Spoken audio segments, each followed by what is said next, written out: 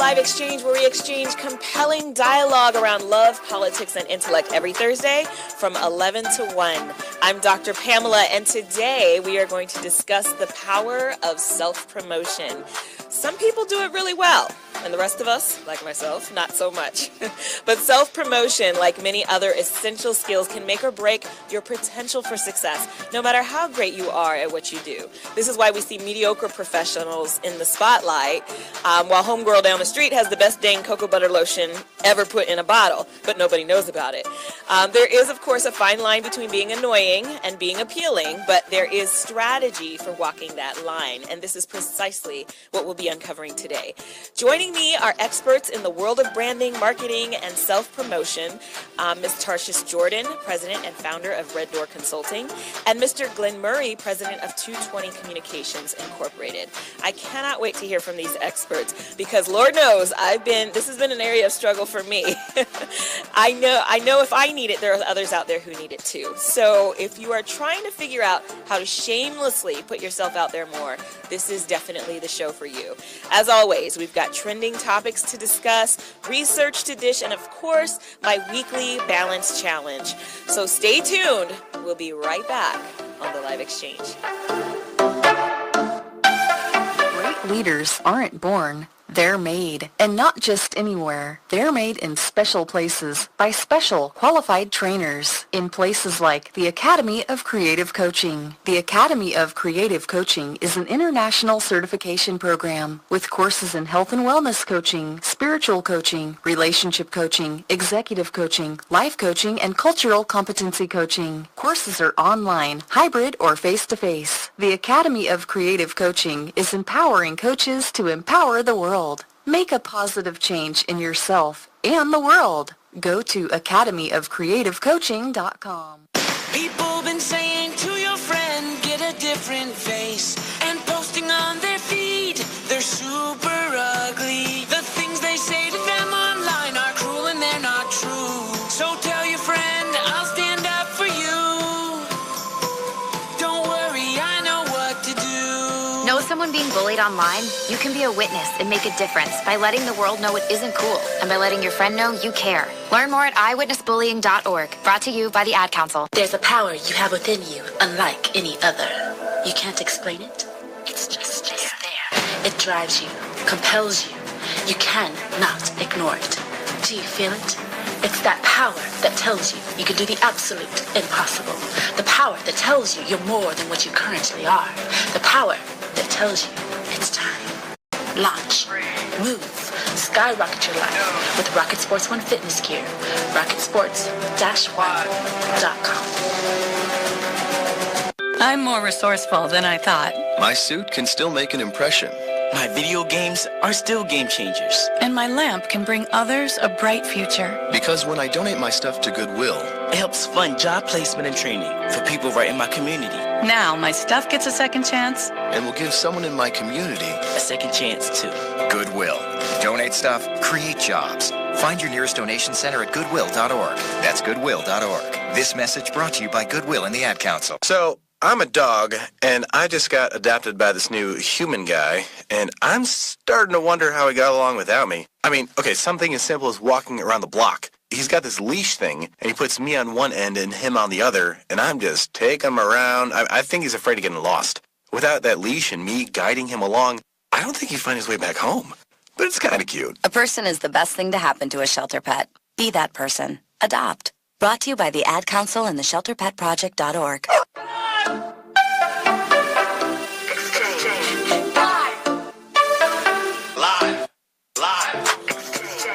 Welcome back to the Live Exchange. I'm Dr. Pamela, and today I have two guests here, and I'll let them tell you all about who they are. I will say, though, that one of them, because I know he may not want to brag about himself, but he's one of the who's who in Atlanta. So that's worthy of, he might have left that little bit of information out. So, well, since I'm talking about him, I'll go ahead and let him introduce himself first. This is Glenn Murray, and he is president of 220 Communications. Okay. First, thank you for having me on your show. I really appreciate it. No problem. As you said, I am Glenn Murray, the founder of 220 Communications. It's a little bitty company that I founded in Chicago about 7 or 8 years ago. So we have a couple of different divisions divisions, publishing. Then we have what I call our fun division, which we do an event called Wine Crawl. Chicago, Napa, hopefully Italy next year as well. Aside from that, we have another speakers forum we do called E3, Educate, Enlighten, and Energize, which is like 10 minutes of speaking and then a reception afterwards. So it's really interesting. So those are among the things that I do. Those are the main ones. So just really happy to be on the show, like I said. And, you know, this show is, I saw the important topics, as I was telling you earlier, like human trafficking and things like that. And you called me. I was like, are you sure you want me on the show to talk about self-promotion? I don't know that I have the levity to be on this show, but thank you. Yeah, no problem, no problem. We'll talk about the connection between those important topics and what we're talking about today. Oh, God. And this is Tarshish Jordan. Hey, look, I feel like a veteran to the show. This is my third time here. This is her third time. Yes. She's our resident expert in branding stuff. She's going to talk more than me. No. Let me just say this. So first, like Glenn, thank you for allowing me to come back on the show. This is like a fresh start for me. I've been working the business for 3 years, but I kind of had to get into a zone to do some different things, and now you're giving me that kind of rebirth that I wanted or fitting in with it. So thanks for allowing me. And then for Glenn, he is modest. He's been modest. I met with him prior to coming on the show. He's dynamic. Extremely dynamic. Modesty is a strong point of his, not a strong point of mine. So I guess I'll say that's why Pamela asked me to come onto this show. You know, and I'll tell you guys, there is an art to promoting yourself without coming across or say abrasively offending people. You're not going to be able to please everyone all the time. Exactly. But if you say the right things to the right people at the right time, there is a good way to do it, and there's a reason for doing it. So again, Tarshish Jordan, I am the president and founder of Red Door Consulting. I am a certified professional development trainer and certified image consultant, and I truly believe that self-promotion is one of the keys to advancing whether it's your career or differentiating your products and services from your competitors in order to be successful. So and one of the things that, you know, I know this sounds like it's a business specific skill, a business specific topic, but I also think that this is a life skill as well.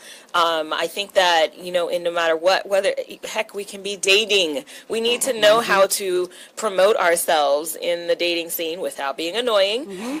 Especially during the fine line, fine line between being annoying and being appealing. And so so for those of you, you know, who are able to translate this information into other areas of your life, you're going to benefit, you know, from this show as well. I think that a foundational skill to self-promotion is knowing yourself and having a strong sense of self. And Tarshish is going to talk about that a little bit as she gets into a DISC assessment that she gave both of us. So it may sound very businessy, this topic, but I want you to understand that this topic crosses over into every area of your life, and so be willing to take that and use it as it's needed. So I'm curious to know, you know, if you wouldn't mind telling me how you got into the work that you currently do. Okay. Okay. All right. So I'll tell you just a quick history story. I worked for someone else for 26 years, and of course during that time, you know, I learned a lot. I used that time to develop myself. I used that time to learn techniques, educate myself, and learn techniques for self-promotion. But after 26 years, actually, for a while there, I ran them both parallel to each other. But I always knew I had a passion for training. I had a skill and a knack for it. I love helping and motivating people. That's truly a passion. And then image consulting is a true passion of mine. One of the things I like to tell people is, and I'll say this, so I got to a point in my career where I could take all those skills and all that information, the education that I learned over those 26 years of working for someone else, and then pour that, well, let me say this, pour that into my business, but also kind of couple it and marry it with my business. Yes. Nothing was lost. So important. Nothing that I did before was lost. I can tell you now that all of the business skills that I acquired over that 26-year career now help me to be a better business owner, a better trainer. I like to call this my more creative side. All of that built into it. So the short answer is, it's always been a passion of mine to run my own business. I've always been passionate about helping people and the benefits of image consulting and self-promotion, and kind of made my way to that and pulled it all together. Right. So it's basically, it's really being able to pull together all of your strengths and your experience and funneling it into a career that makes sense for you. Exactly. Yeah. And knowing the right time to do it. And Yes, said timing is in that career, that 26-year career, I spent time really taking the time to get myself prepared for making that transition from being an employee to being a business owner. Like I said, in a nutshell, it was always in me. It was always there. I love it. Well, we're going to hear a Glenn story as soon as we finish up with trending topics. Lack of diversity. Gas prices. Michael Jackson. Trending topics. Right. So much trending in the news. As always, I say that every week, like as if there's a week where there's not going to be anything happening in the news. But it's interesting because, the president did a talk. He's been consistent about, he hasn't been consistent because he started off saying, when the rally happened in Charlottesville, he first said, it was all sides. It was all sides. And then the next day, I guess after much pressure, I think it took 2 days, the next thing was, it was terrible what they did. It was terrible. And then he kind of went back to, why are we holding on to these monuments? Or why are we knocking these monuments anyway? It's history. And what about George Washington? We're going to get rid of that too? So he's kind of been all over the place. But that's not anything different than what he's always demonstrated. I think he's paying the cost to the people that helped him get into office. Yes. That's the bottom line. Yeah. And my next statement, gosh, don't think that I'm an advocate for him, because I am not.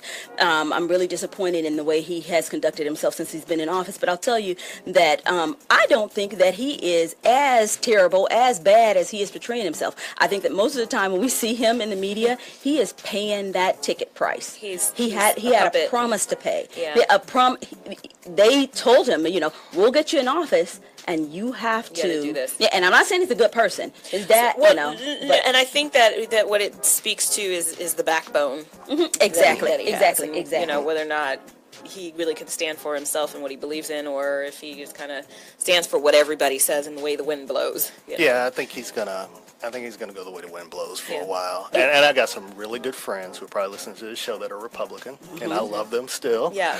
And we disagree on a lot of things. I understand why they voted for him, but at some point, what you vote for and what you stand for, there has to be some separation, and you have to understand that. So at some point, the party has to get to a point where they say, okay, really. Yeah, and that's what's happening. I'm seeing, and a Republican that I absolutely admire is Anna, and she's on CNN, and she's... Anna Navarro. I mean, and she's really, speaking her mind about, she's not so much focused on the candidate and the party. She's more focused on just what's right. What's right, what's wrong. Yep. At the end of the day, we need to focus on humanity. And I think that rises above what our political party is and what candidate we wanted and all of that. So I've heard the term, I love this term, country before party. If you really care about this country, you want to make the country better, then what you see happening as a result of his candidacy, it cannot make you feel good. Right. You cannot feel happy and good about what's happening. It's not been pretty. No, absolutely not. Well, there were other trending topics, but you know what? We'll cover those in the second hour. We'll be right back.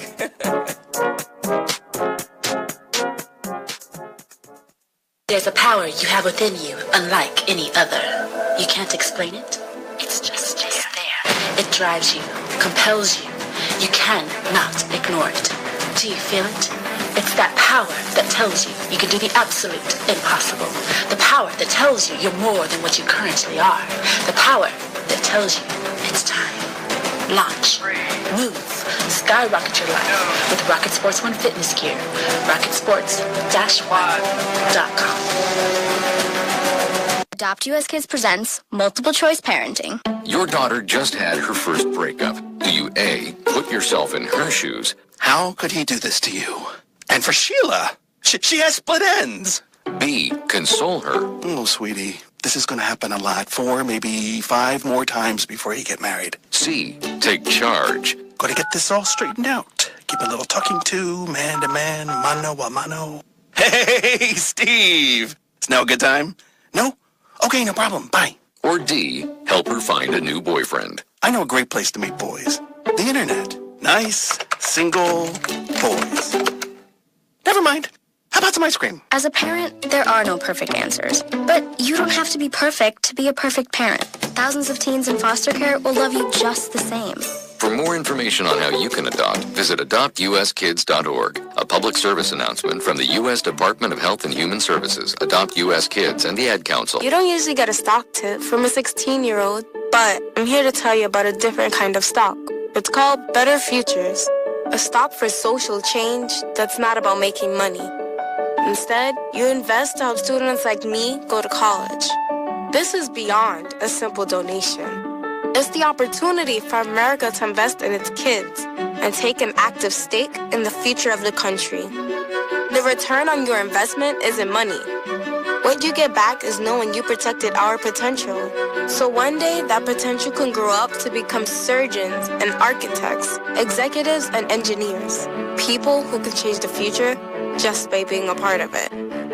My name is Alicia, and I'm your dividend. Invest in better futures with UNCF. Visit uncf.org/invest. A mind is a terrible thing to waste, but a wonderful thing to invest in. A public service announcement brought to you by UNCF and the Ad Council. Y'all need anything else? Sensation Network. All right, welcome back to the Live Exchange. I'm Dr. Pamela, and I'm here joining me, Tarshish Jordan of Red Door Consulting. I'm loving this music, and I can't help it. I have to acknowledge the music when it's good. I like it. You take a request? Can I hear a little Tribe Called Quest? Okay. I love it. Little Anthony Hamilton on it. Right, this is just sweet. And we have Glenn Murray here of 220 Communications. So I was asking how you both got into what you're doing, and so Glenn, if you would mind sharing. Yes. Okay. A long time ago, I worked in corporate America. I worked for GE, which is like one of the best companies you can work for to learn how to run your own business. Okay. The one thing about GE, and I was early 20s, so it was a long time ago, you get there and they say, you're here sink or swim. You're expected to perform. This is a group of performers, and you need to jump in and perform. Right. Run it like it's your own business, like you have a well-funded startup, basically, is what one of my GMs said one time. Oh, that's interesting. But it teaches you survival. And in corporate America, you really need to learn that sometimes. And at GE, it's as cutthroat as it can get. I mean, there are people that will step over their mothers to make profit for GE. Wow. So sounds you like learn journalism. A lot. Yeah, as a wide-eyed 22, 23-year-old kid, it was a different world for me.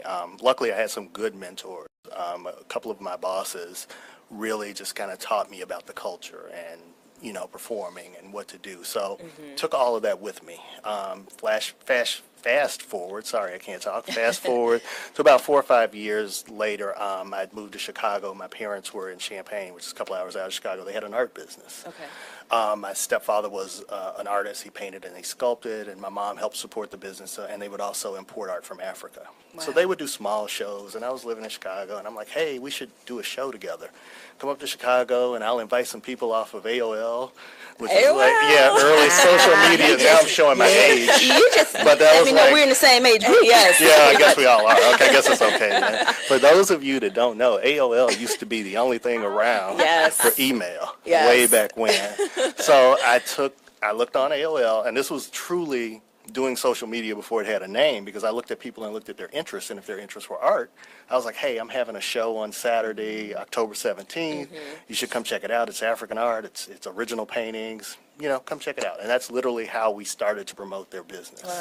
Wow. From that, I had a lot of artists from Chicago who were like, hey, I want to, figure out how to sell my work or do something like that. So I literally started an art business, like an online art business, selling art. Wow. And I thought that's all I ever wanted to do. It was really cool. You got to meet artists. You got a lot of free stuff. Yeah. That was always cool. I still got some really good paintings from that. But a friend of mine wrote a book, and she was like, hey, I've been coming to your art shows. Can you help me promote my book? And I'm like, I don't know anything about promoting books. I just know how to do art, so we'll just put it all together. We'll do a show and put it together and call it Authors and Artists. And it does go together, yeah. I love that. So we did that for like 4 years in Chicago, and we drew people like Omar Tyree came in and was one of my guest speakers one time. Janice Kearney, if you don't know her, she actually worked in the Clinton White House. She was Bill Clinton's personal diarist. She has a great book called William Jefferson Clinton, From Hope to Harlem. But she was one of the guest speakers, a great lady.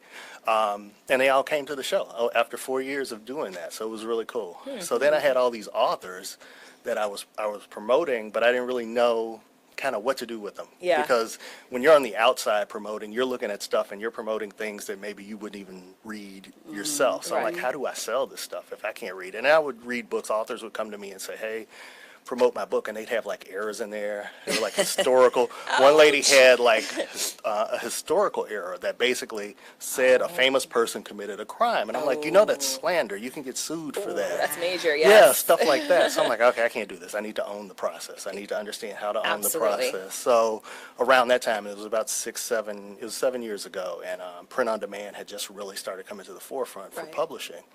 So I had one person who was going to write a book, a good friend of mine. She was a relationship expert, and she was like, hey, I need some help promoting my business. And I'm like, you should write a book. And her name's Yanni Brown. That was the first book we published 7 years ago this year. So that's how the publishing company started. Nice. 3 years after that, I'm in Napa, and I see these limo tours around Napa. And, you know, I'd been back in Chicago doing fundraising with wine. So we were doing an event called Wine for a Cause. For several years I had been doing that just because I liked wine. So I'm in Napa, and I see the limo tours, and I'm like, wow, I got a lot of people now to come to those shows. I should like flip this and do like a wine tour around Chicago, because there's tons of great restaurants. That's the one good thing about Chicago. It's an eating and drinking city. And shopping. And shopping. I guess that is true. Shopping. For those of you that like shopping, yes, there's a lot of that. But amazing restaurants, amazing wine bars. So I'm like, we're going to do a wine crawl. We're going to do an upscale beer crawl, not your daddy's beer crawl. We're going to do something different. We're going to do a luxury coach. We're going to go to 3 or 4 different places, and we're going to do wine tasting. I love it. And that's how I got started 4 years ago. Very nice. So that is great. That's how that business came about. So so that's really how it started. But Tarshish raises a good point. Everything that I do now is what I learned in corporate America. So I've worked for Discover, I've worked for GE, I worked for Leo Burnett for a year in Chicago, big advertising agency there. I've spent about 1.5 years at Sears. So everywhere I've gone, I've been able to take something and apply it to my business. Something as simple as best practice calls, where you do that all the time in corporate America. So with our authors, we'll do best practice calls, where I'll have an author who may be selling well or may be better at pitching their book or something like that, and we'll pull everybody onto a call so that everybody can learn. It's all about learning. It's not a competition. Really, it's about growing. And we grow together a lot faster than you will singularly. So that's what we do. That's great. Now, what is print on demand? Oh, good question. Print on demand means that back in the old days, when you were an author, you would have to print up thousands of copies of your book. So if you were an unknown author, if you were self-published or just an indie author, financing your own book, you were financing that publishing cost. So you're talking spending $4,000 or $5,000 up front, which people just don't have. So with print on demand, it allows you to print literally what you need for your books. So our whole operation is based on print on demand. Very nice. So we never require anybody to buy hundreds of books up front or anything like that. I was going to say, or your and that's what happens. So they literally, you know, the buyers can go to BarnesandNoble.com and order a book. It gets printed. It gets sent to them. So there's no need to have a stock of books. And it has created a boom in the publishing industry. As it revolutionized publishing. Yes, it has, and it's actually shut down a few major publishing houses as a result. They don't have to go there. Well, I'm planting a seed. One day I'm going to be your client. Well, you got to pick. No, I'm just kidding. Can I work with both of you? We both have publishing companies. No, we'll talk about that. We'll talk about how I can work with both of you next segment. For this business, this book I'm going to birth one day. Okay, we'll be right back.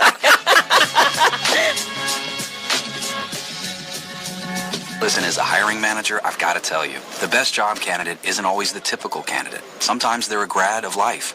Meet the grads of life. Young adults of unique determination and experience, an ideal fit for your company in an entry-level position, internship, or mentorship.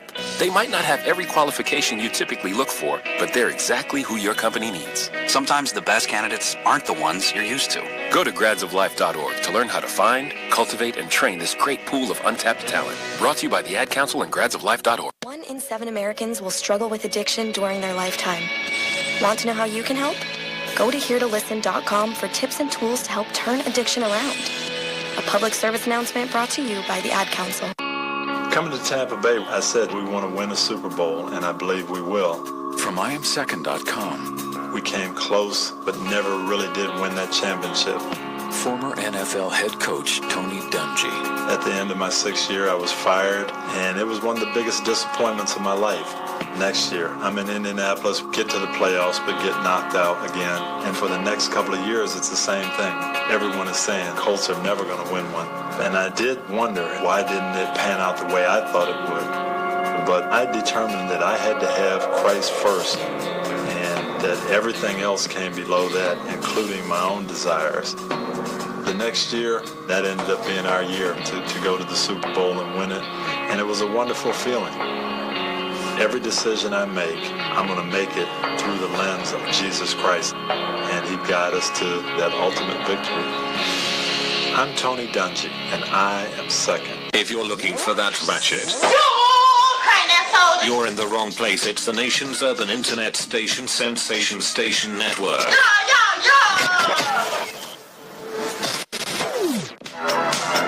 the interest of science.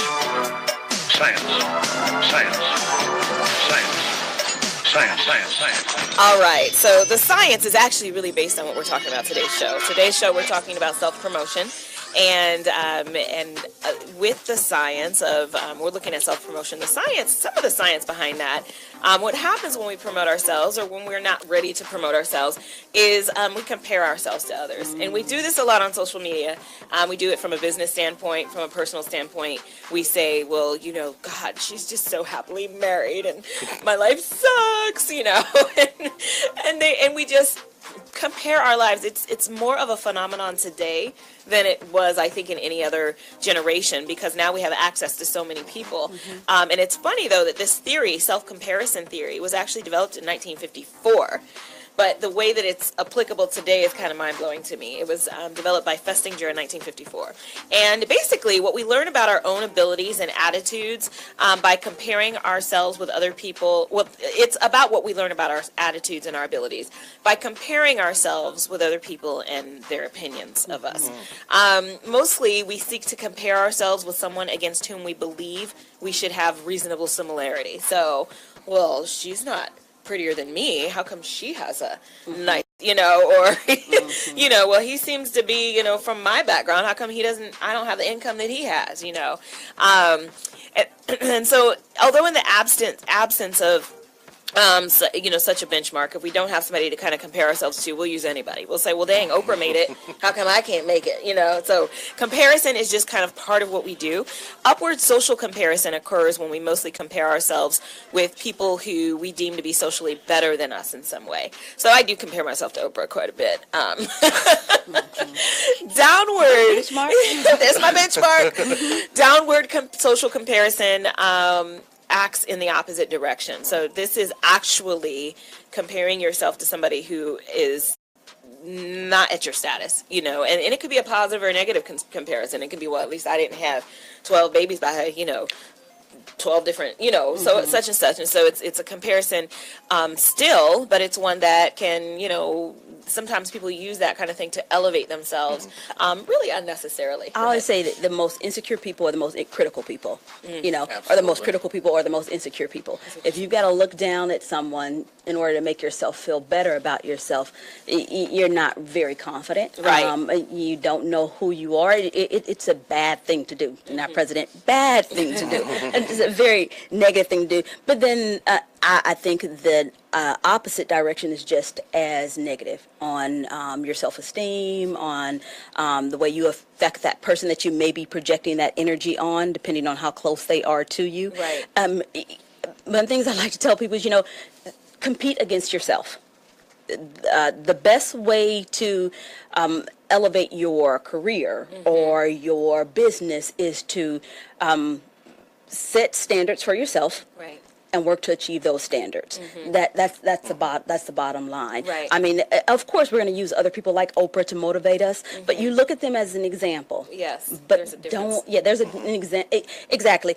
And using that exposure to that person's life as an example versus competing with someone. Right. You won't ever be satisfied with yourself if you do that. Like I'm racing to reach the standards that Tarshish has set for herself, not anything that anyone else is doing next to me. Right. Yeah. Well, it's interesting, and I write about exactly that in my book, Secrets of the Obsessed, that's forthcoming. But I talk about that. The competition should be with yourself, and this is how I get through a workout on the treadmill. People ask me, how do you stay consistent in working out? Well, I have benchmarks on the treadmill that's based on what I did last time, and I'm going to increase that, and I'm going to get better. I'm going to do better. If I compare myself to the woman who was just like on point and her body is banging, I'm gonna be discouraged. Sometimes you have to be your own bar. Yeah. There's always people raising the bar, and the people that raise the bar are raising the bar for themselves. Yes. You got to understand that the most successful people are self-motivated. Exactly. I mean, you look at Oprah, you look at like a Michael Jordan. He used to write about how he create conflict in his mind with some player so he would be better, so he could elevate. He elevated himself. Right. You've got to be able to elevate yourself, because you can read. I know people that read tons of books that, post motivational sayings all day long, but they're still in the same rut that they were in 5 years ago when they started reading and posting. What's her name? What's that show? Gabrielle Union? She does that. She's posting notes all over her house. Oh, okay. Being Mary Jane. Being Mary Jane. Yeah. Messaging. Jane, yeah. But not moving anywhere. And not moving. I mean, I'm like, dude, are you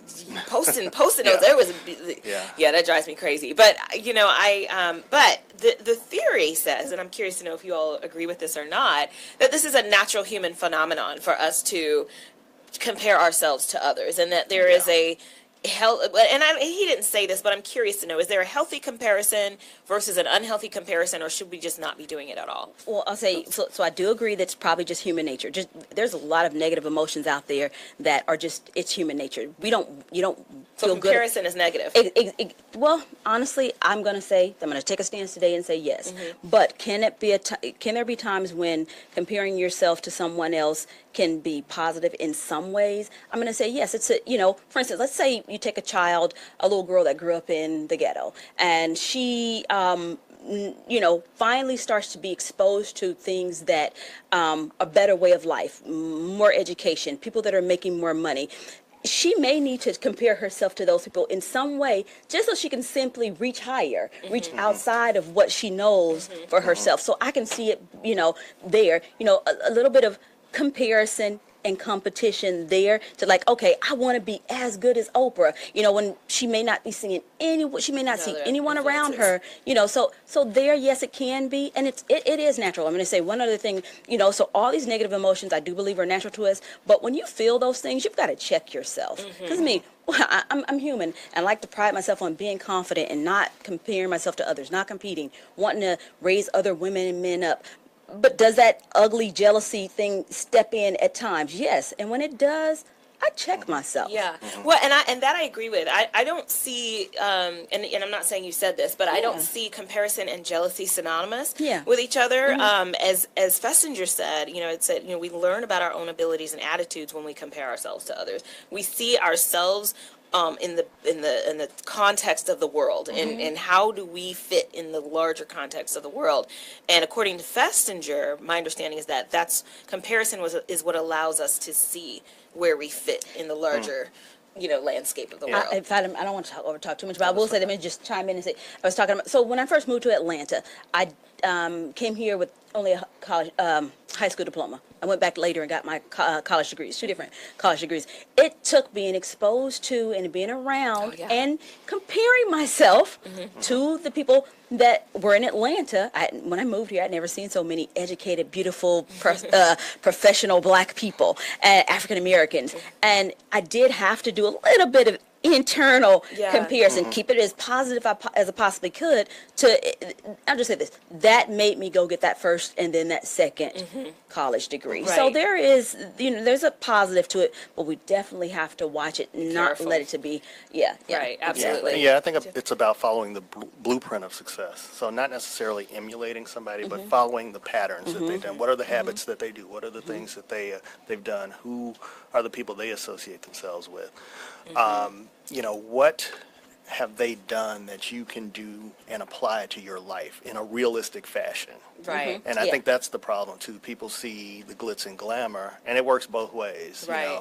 Young men growing up in the inner city want to be ball players because they see the ball players or they see the rappers or everything else. They don't see as many businessmen. Yeah. And those are the positive aspects of comparison. There, Right. we have a listener, Judy Hunter Scott, who's saying, don't let yourself get caught up in the trap of comparison. And this is a quote by Octavia Spencer. And, so seeing athletes and seeing other educated people and saying, you know what, I need to do that too. In my opinion, I think that's a very positive use of comparison. But then when it becomes, I'm obsessed in a negative way with looking at how I am. We become obsessed with the glory and not really the story. Exactly. Because to be the superstar that you had to be, there's hours and hours of time on the court.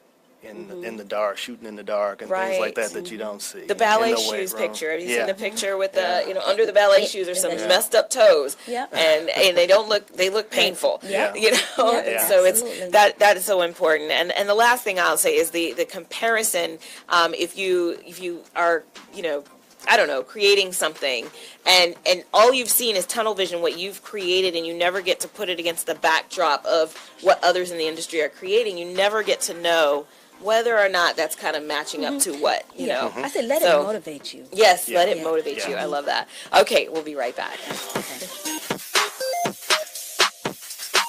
Great leaders aren't born. They're made, and not just anywhere. They're made in special places by special qualified trainers in places like the Academy of Creative Coaching. The Academy of Creative Coaching is an international certification program with courses in health and wellness coaching, spiritual coaching, relationship coaching, executive coaching, life coaching, and cultural competency coaching. Courses are online, hybrid, or face-to-face. The Academy of Creative Coaching is empowering coaches to empower the world.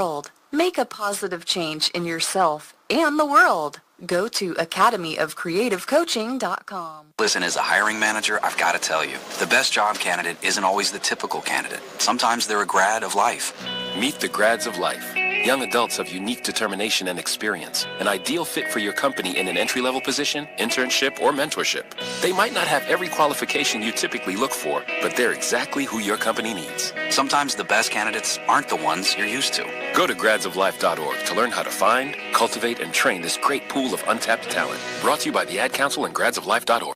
People been saying to your friend, get a different face, and posting on their feed, they're super ugly. The things they say to them online are cruel and they're not true. So tell your friend, I'll stand up for you. Don't worry, I know what to do. Know someone being bullied online? You can be a witness and make a difference by letting the world know it isn't cool and by letting your friend know you care. Learn more at eyewitnessbullying.org. Brought to you by the Ad Council.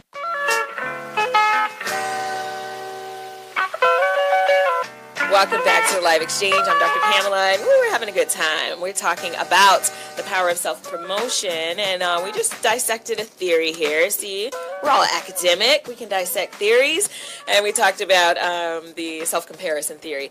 But there are some questions that I want to ask you both, and you both have very interesting and unique names to your businesses. Now, I hate coming up with names, It's, I don't know why. I know why, because once you name it, it's kind of, that's your brand, that's who you are, that's how you're going to be identified. I would love to know how you two came up with the names of your organizations. All right, let me go first. Okay.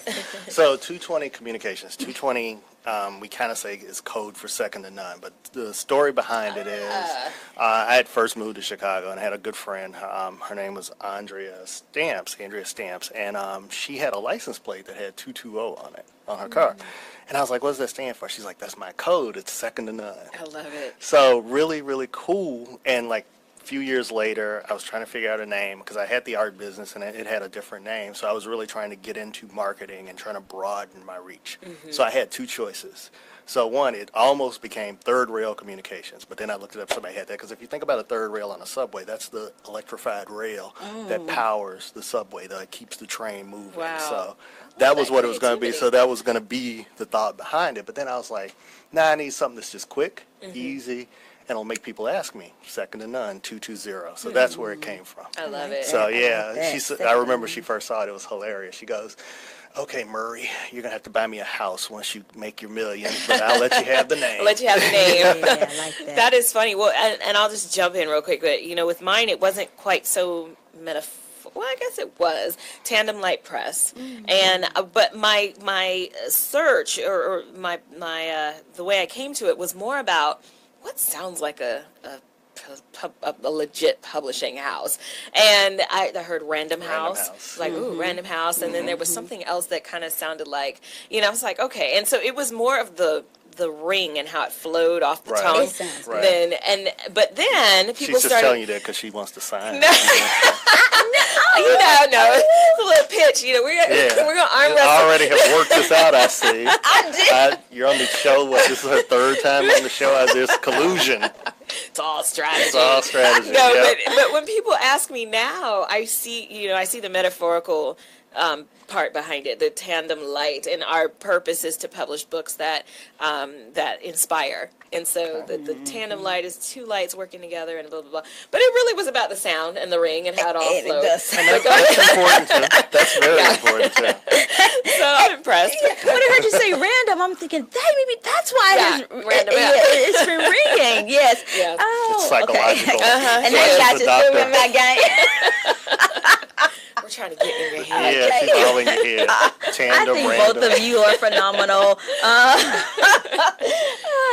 Okay, so I got to make my story quick. I'll just say Red Door Consulting. I alluded earlier to a little girl growing up in an urban environment. That's me. And I did have to use, I guess, that science of comparison. I'm reluctant to say competition to motivate myself, And so growing up, I lived in these apartments. They were brown. Everything was brown. It was like different shades of brown with the colors of my apartment complex. Now, right across the street from my apartment complex were these beautiful townhomes. And it was like, in California, they use stucco. So, it's kind of a white stucco. And it was a gated community. And each and every one of those doors was red. So every day I'm getting up, I'm going to school, I'm driving. As I grew up in that neighborhood, I'm looking over, and those red doors signified success for me. It was what it was for me. Yeah. And over time, let me say this. I guess I'll try to make this long story short. The red door means success, and I will tell you guys that I eventually moved into that neighborhood across the street, and so it just kind of signified reaching a successful place, setting goals and achieving them. I love That's it. Where the name I came love from. it. If you want to write a children's story about that little girl, let me know. We'll be right back on the Live Exchange. Hi, this is Terry Crews, actor, former football player, and father of 5. I'm also an expert on drama. There's the good kind that comes with having a house full of kids, and there's silly drama like the drama around my percolating pectorals. And then there's the drama you can skip. Skip the drama that comes with not having your high school diploma or equivalency. Find free adult education classes near you and finish your diploma. Visit finishyourdiploma.org. That's finishyourdiploma.org. And leave the drama to actors like me. Brought to you by the Dollar General Literacy Foundation and the Ed Council. When it comes to saving money, don't act like a baby. Goo goo gaga. Be the boss and make a budget. I'm the boss, baby. You're the boss of me. I am the boss of you. Are not. M2. Are not. M2. Need a little help? Aren't you going to do any work? I'm very busy delegating. Create a personalized savings plan. We can share. You obviously didn't go to business school. And get other tools and tips at feedthepig.org. Brought to you by the American Institute of CPAs and the Ad Council. Uncle Dan? Mom? Dad? If you store your guns properly, so not just anyone can get to them. I'll feel safer when I'm playing outside. Safer when walking home. Safer when my friends come over. As your neighbor, I'll feel safer. As a school teacher, I'll feel safer. We'll all feel safer. Your family, friends, and neighbors are all counting on you. If you own a gun, you have a full-time responsibility.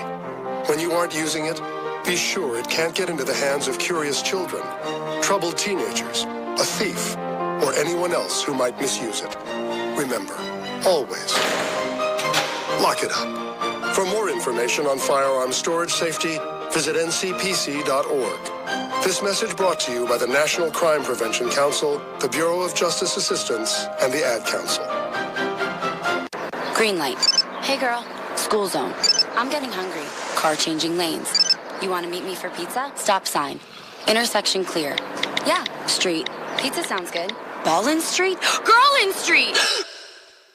It's hard to concentrate on two things at once, like texting and driving. Stop the text, stop the wrecks.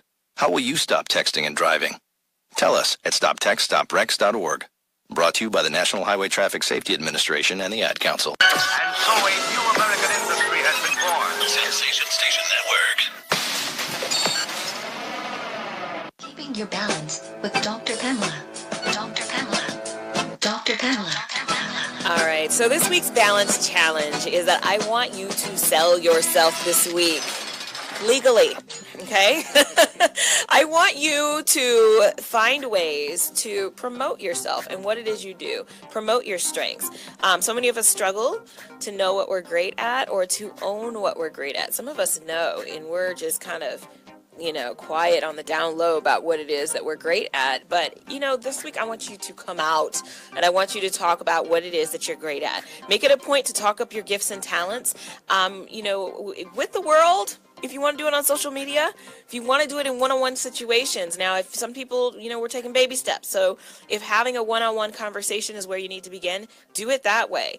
And then, or even having a strategic conversation with a colleague, somebody who you work with already, find a way to insert your strengths into that conversation. Do any of you have any tips for how somebody can go about doing that this week? One of the great things, this is another corporate America thing, when you're having your yearly review, your boss tells you, okay, I want you to write up everything you did good this year. Yes. The self-assessment. So, yeah, your self-assessment. So I'd say you should do that. I think that's a great exercise. Just start by writing down what's good about you. Some people have never even thought about what's good, what do I do well, Right. what are my positive steps. Whenever we are writing a bio for anybody, for a client, for an author, or whatever, I'm like, okay, I'm going to give you 5 questions, and I just need you to answer those questions. I'll write the rest, because a lot of people do not like writing about themselves, and it's tough. I mean, I still have problems putting my bio together, but I've gotten much better at it now. I had to. Didn't have a choice. It's funny because my editor just went through my book, and she said, we're going to take out all this stuff about yourself.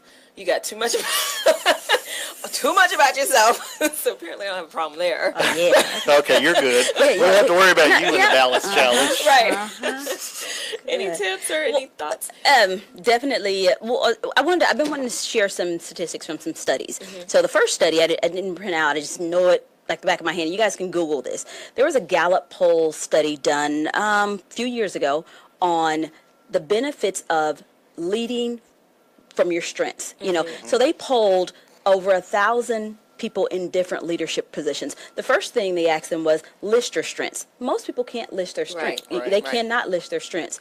And then the next thing is, once you know your strengths, you should operate from them. You should keep a running list for your self-assessment. But the next study, done by catalyst.org, they looked at over 3,000 MBAs. They refer to them as potentials. These are people that they have more degrees than a thermometer. There's nothing that should be stopping them. 74% of those people that progressed in their careers, in their business, progressed because they knew the art of self-promotion. 70%, that's a huge number.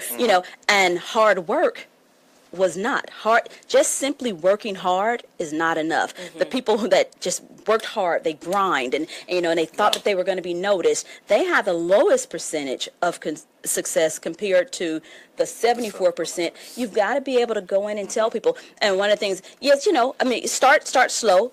Talk to your friends, talk to social media about it, because you never know who's watching. But what's most important when it comes to advancing your career and your business is talking to the relevant people. Talk to that manager.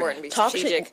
Know who your target market is. Now, first, do your research. Don't go in there just talking blindly, because you don't want to lose credibility. But once you know what you're talking about, you know what you have to offer, whether it's product, service, or just your skills, you get in the face of those right people, and you tell them, because you know what, most managers out there, it's not that they don't care, they're busy. Yeah, they don't have time to think. They don't have time to. And if you're busy working and doing your job, they're not going to bother you, because you're working and doing your job. And you're getting that job done. Yeah, you're getting the job done, so no, nobody's going to bother you. You better go and create opportunities for yourself. And a lot of people call it being political, but you have to be political if you want to get ahead. I'm sorry, that's just the way the world works. Like I said, you know how to play the game. Over 3,000 people, 74%.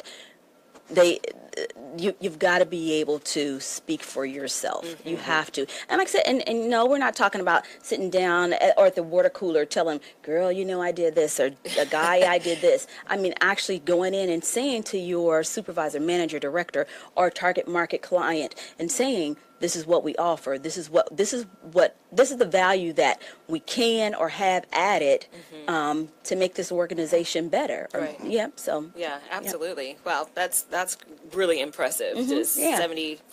74. 74%. Wow. Because a lot of us think, and I'm telling you, when I was coming up, and the story was go to college, work hard, and you're gonna be successful. Well, there's other pieces to that recipe in order to be, as successful. That's easy for you to say. Success, doctor. As you aspire to be, yes. So that extra piece, and this is why I thought this was such an important topic to talk about, is self-promotion. I have a friend who, came to me and I think she's extremely talented. Great at what she does, has things that, I don't know how to do. And I'm like, wow, you're awesome. And she doesn't know what her strengths are. And, and her whole thing was, but look at you, comparison. Look at you, you're a writer, you're a doctor, you're this and you're that. I don't know what I am. And to me, her strengths were very obvious. To her, they were not. And I think it was, that whole idea of comparison, but you're comparing the wrong things. Because my strengths aren't your strengths. We have, different strengths. We talked earlier about you setting the bar for yourself. You setting a standard, setting a goal, and then going after it. Well, in order to do that, you have to know who you are. You have to know what you want for yourself. And then plug the DISC assessments that I did on both of you guys. Both of you, were you surprised at your results? Not really. Yeah, exactly. Yeah. And I was, but we'll talk about that. Yeah. And I'll just say this. You knew your strength. You either know or know now. Your strength. You have some idea of what it moves you forward every day, I think. Exactly. And play on those. Back to that Gallup poll study that's been actually around longer than this Catalyst study. I mean, literally, in order to be the most successful CEO or business owner, you have to it's best to operate from your strengths, but you got to know them first. You have to know them, and it helps. Go ahead. I'm sorry, I was going to say, and then once you know yourself, I think that eliminates all that competition stuff that's going on. It's kind of bring this full circle. Right. Yeah. Because absolutely. you really are only competing with you, to your point. Once you know how to eliminate the competition and you know how to focus on yourself, that's when you'll be successful. Yeah. And for me, that was it. I started to look at that years ago and say, okay, I don't want to be this person, I want to be that person, and I don't want to listen to people compare me to them too. Because that's what people always try to place you in the place that they are more comfortable with you. Right. When people can ask me about. I don't mind if people compare me to Oprah, though. I really just wouldn't. Well, yeah, that's different. Okay, that one's no, okay. I'm kidding. But and I think one other thing is that we have to sometimes. I know this sounds a little counterproductive, but we sometimes have to step outside of ourselves to see ourselves, to see who we are, and ask people who we love and people who are in our lives. What strengths do you see in me? And sometimes we learn a lot about ourselves through the lens of people who we trust and who care about us. We're going to tell you the truth. Right. And they don't have some behind the scenes. And this isn't something that but I'm going to, there's another assessment out there. Now, this is not me. I'm just putting it out there. But there's another one called 360 degree. It's the DISC. And that one has you do exactly what the DISC assessment does, but then you also poll people that you Right. trust, and get their feedback. And a lot of times, some people are surprised. It's completely different. Well, my personality, I'd only poll people that listen to me. Yeah, me too. Me too. According to like me. Do you like me? You like me, I'll right? call you. All right. You want a ticket to the next wine I crawl? believe about me. Right. Yeah, and see, I use power. You want a ticket to the wine crawl? Right. There you go. I'm going to need a good assessment. Well, we're going to get into Love Notes. Love Notes with Dr. Pamela. Okay, so today's love note comes from Charles. Charles says, I've been raised not to brag about myself. So when it comes to trying to promote what I do and building a brand, it all feels very self-serving and pretentious. How can I get out of this way of thinking so that I can attract more clients? I'm sure you guys have heard this before. Yep. I don't know. You want me to read it again? Well, no, I'll just say the word pretentious. I know that it's a fine line between being pretentious and promoting yourself, especially when I tell people that I'm an image consultant. There are a lot of people that immediately think that there's an element of being pretentious in there. But you show me someone that does not focus on those key elements, their appearance, their behavior, their communication, and promoting themselves, they're going to stagnate themselves, whether it be in their career or in since this is love notes, their relationship potential. Exactly. If I go sit down at a date with you, or we're meeting for coffee, and I need to know.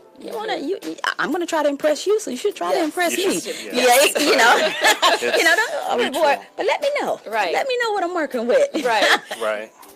That's what he should do. Pretend like he's on a date. Pretend you're on a date. Okay, I like that. That's good. Charles, do you know how to promote yourself on a date? Yeah, Use that same strategy. Because you wouldn't be like, well, I don't talk about myself too much. The date will be over with then. I'm sorry. I have been on dates with people like that. It's like, oh my gosh, okay.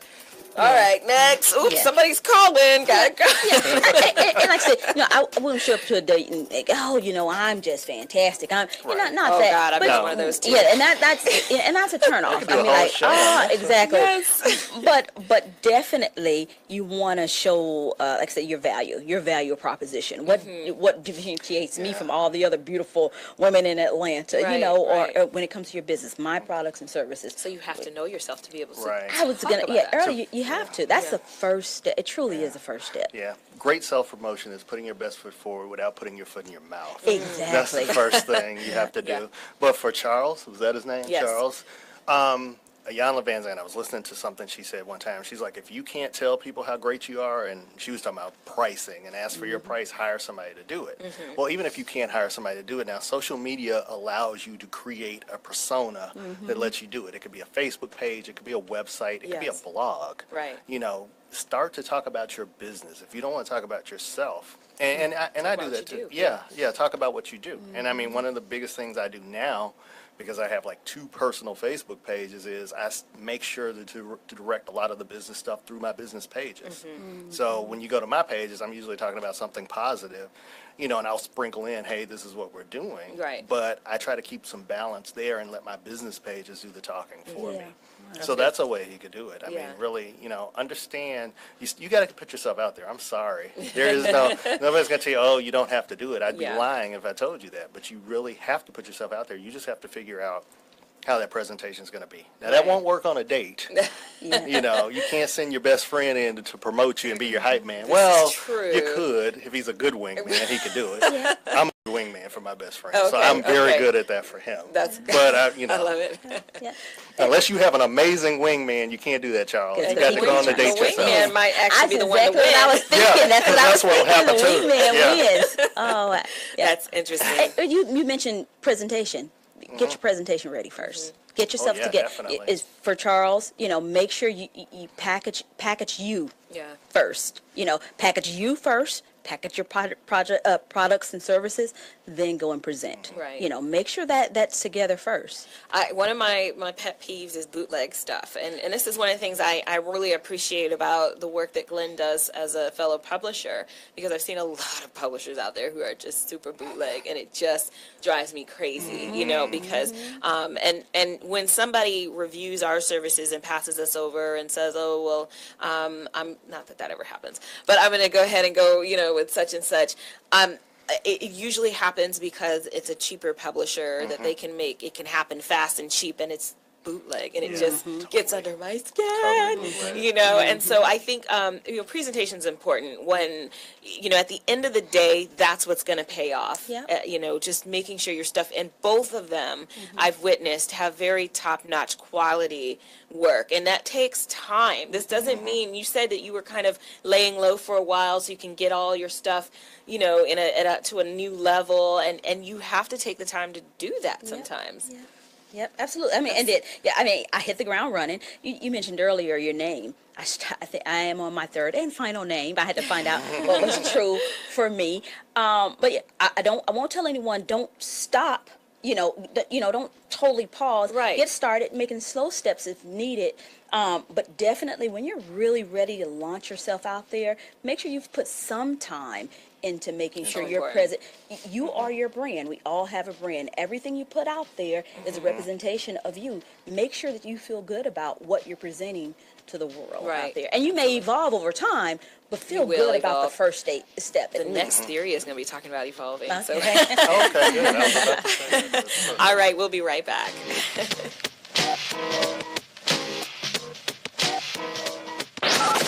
Now we come to the special feature of our program. Sensation Station Network.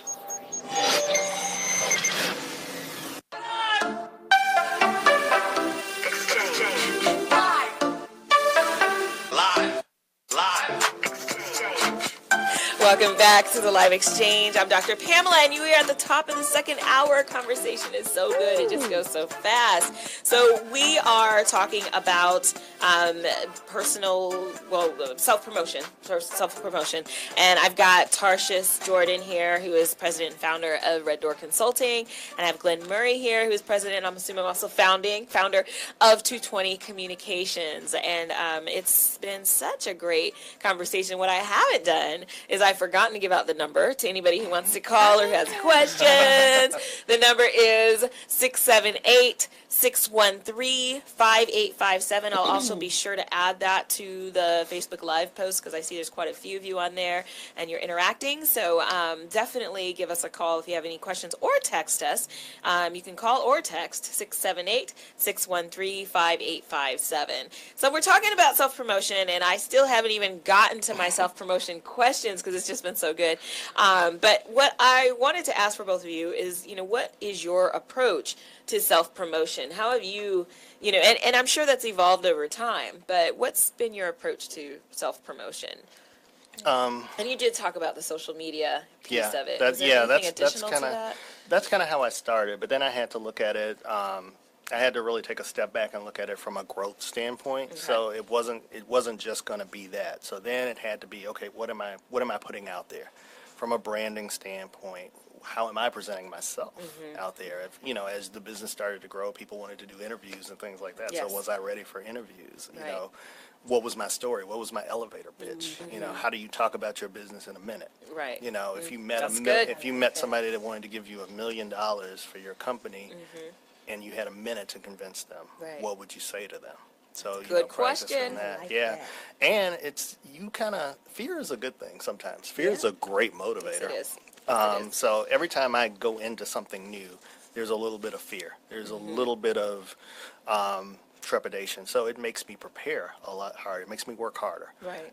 It's not that I don't lose confidence. I know once I start to talk about what I do, I'm going to have the confidence. The confidence is going to come through. If you're confident, people are going to know it. They will know if you're it, on a date, I know we went back to dating, but if you're on a date, people can see confidence. And alluring. confidence is sexy. Yes, it is. For women Yes, especially, I'm saying for women. I'm hoping for men too. Women think it's sexy too. Yes, but it is. It's, I would rather be with somebody who thinks highly of themselves than somebody I have to prop up every 5 minutes. Oh my gosh. Yeah, if I gotta keep rubbing you up and pat you Yeah, up, like, okay, Lord. And I gotta be your promotion person. Right. Like, okay, I don't have time to do that. I'm gonna have to charge you a fee. and I have seen, I've seen relationships in which that's been the case. And I do commend, and in these cases, it's been the men propping up the women because of low self-esteem issues. And I commend these men who are doing it, but that's a lot of work. It's a lot of work. It seems like it would be draining. It's draining. It's constant. It's a lot. Yeah, it absolutely draining. So, And I have dated men who are really intimidated by educate my education or my businesses, and I'm like, I just want to go to the beach and have fun. I'm not even thinking about all that, and it's like I'm constantly having to make sure that their self-esteem is okay, and that's exhausting. Yeah, and you lose some of yourself. I was gonna say when you're doing that. Yeah. Oh yeah. Not to turn this into a relationship show. Hey, it's love, politics, definitely not a professional on that one. We won't even talk about that. I'll just chime in. Yeah, if you've got to continuously suppress who you are in order to make someone else feel better about themselves, it's not a good. It's not healthy. It's not healthy. No. Not a good thing at all. So I know we've got. Okay, because I wasn't sure, but yes, we are going to break. So we'll be right back. Oh, that's good. Vince Lombardi once said that it's hard to be aggressive when you're confused. Some of us think that taking our lives to the next level, both personally and professionally, is a confusing and complicated process. Guess what? It's not, and I can prove it. My book, Truisms, will show you how living your life by rules that are so self-evident and obvious, you'll say, I knew that. This powerful yet short, detailed bestseller is on sale right now, under $10. Go to michaelmcfadden.com. That's michaelmcfadden.com, and let Truisms help you to the next level. Great leaders aren't born. They're made, and not just anywhere. They're made in special places by special qualified trainers in places like the Academy of Creative Coaching. The Academy of Creative Coaching is an international certification program with courses in health and wellness coaching, spiritual coaching, relationship coaching, executive coaching, life coaching, and cultural competency coaching. Courses are online, hybrid, or face-to-face. The Academy of Creative Coaching is empowering coaches to empower the world. Make a positive change in yourself and the world. Go to academyofcreativecoaching.com. There's a power you have within you, unlike any other. You can't explain it. It's just there. It drives you, compels you. You cannot ignore it. Do you feel it? It's that power that tells you you can do the absolute impossible. The power that tells you you're more than what you currently are. The power that tells you it's time. Launch, move, skyrocket your life with Rocket Sports One fitness gear. RocketSports-One.com. Adopt US Kids presents Multiple Choice Parenting. Your daughter just had her first breakup. Do you A, put yourself in her shoes? How could he do this to you? And for Sheila, she has split ends. B, console her. Oh, sweetie. This is going to happen a lot. 4, maybe 5 more times before you get married. C, take charge. Got to get this all straightened out. Give a little talking to, man to man, mano a mano. Hey, Steve! Is now a good time? No? Okay, no problem. Bye. Or D, help her find a new boyfriend. I know a great place to meet boys. The internet. Nice, single boys. Never mind. How about some ice cream? As a parent, there are no perfect answers. But you don't have to be perfect to be a perfect parent. Thousands of teens in foster care will love you just the same. For more information on how you can adopt, visit adoptuskids.org. A public service announcement from the U.S. Department of Health and Human Services, Adopt U.S. Kids, and the Ad Council. Deliberate dumbing down. Dumb down society. Deliberate dumbing down of America. Dumb down public. Why would they do this? Sensation Station Network. Radio, not dumbed down. Primary election. Lack of diversity. Gas prices. Michael Jackson. Trending topics. All right, so trending, there's sports is trending like crazy. So we've got all kinds of things going on. One thing, the Golden State Warriors forward Kevin Durant said he will not be visiting the White House anytime soon. When asked if he would go, if invited, he said, nah, I won't do that. I don't respect who's in office. So very interesting. You know what? I think it's totally, I am okay with athletes expressing, I feel like they're role models in some ways, and I really think that, they need to be able to express, their political stance on things. Absolutely. I know that there's been a huge following and supporting of Kaepernick, and I don't know if I have it here, but I remember reading that, all of his Kappa brothers came out to support him. And yes, he is. I didn't know that until all the Kappas came out, and I was like, oh. And so there's a lot of support, and I think, here it is. More players are starting to join in in on the national anthem protest in the NFL. About 12 players, this is a different story actually, staged the largest national anthem protests yet, which included 2 white players, one who was actually kneeling, and he is believed to be the first white player to do so. Yeah. So here's my thing, and I think I said this last week. I don't think this is a black-white thing. Like, the white players, the Latino players, all of them need to be in on this because this is a human rights issue. To be able to stand for what you believe in or to kneel based on what you believe in the NFL. Because, okay, so Kaepernick is dealing with an issue of police brutality against black men. But what happens when the white man wants to kneel because of some brutality or issue that happened against a gay white man? Exactly. This is not about race. I said, fight the enemy when he's at your neighbor's door. Help your neighbor fight the enemy. Because if not, then he's coming to your. The enemy is coming to your. If one is suppressed, they're all suppressed. Exactly, and it's not a white-black issue. I mean, I was really happy and impressed to see the march, the anti-racism march in Boston. Oh, that was beautiful. I mean, I mean, you saw tons of different nationalities, but the majority of the people out there were white. And I love it. And it was that reminder to me. I grew up in California, live in Georgia, and I must admit, there's a change. I've been here 20 years, and it's still tough getting used to that southern change. And so every once in a while, I need to be reminded, that not all people that don't look like me feel that negative energy, and it was beautiful. Because like I said, growing up in California, I had friends. We went camping of all nationalities. Yeah, it was very hanging diverse out. Yeah, exactly. In my neighborhood, yeah. And it is important. And I'm glad that we're starting to stand up for him. Because at one point, it really bothered me. I was like, this guy stood up for us. We should stand up for him. Right. So I'm glad. Just recently, I saw that Hank Aaron spoke out that meant a lot. So sorry. I think it's important, and not to say that protesting is wrong, but there's got to be some action behind it. Because one of the things he commented on is that he didn't vote. So that's a problem. I have a problem with that. I'm like, because voting is the one thing that we can say people that didn't look like us died for, fought for, bled for, got beat for, and everything. Yeah. It didn't have a color. The civil rights movement is littered with the bodies of Jewish people, white people, African American people, and we need to understand that. Yes. So you're protesting without meat to it. I think when you do that, and there was a prominent rapper who wrote this big anti-Trump column, and he was like, "Oh no, I don't vote. I find another way to motivate." And then we're talking about like top 10 rapper. We're talking like major leverage, and you're telling people, your fans, that you don't vote. No. You hold too much sway to not make that a part of your agenda. Absolutely. If you're going to do that, if you're going to risk your job, which is what Kaepernick did, you're risking it for nothing if you don't vote behind it to change the way brutality is looked at, or change the way the methods are looked at. Because those people you put in office, people think, oh, we just vote for the president. No.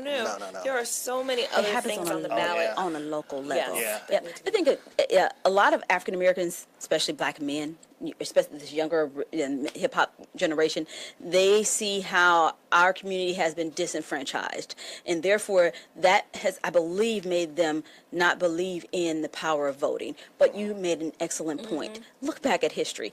If the power in your vote didn't exist, you wouldn't have seen the beatings and the stupid how many bubbles in a bar of soap.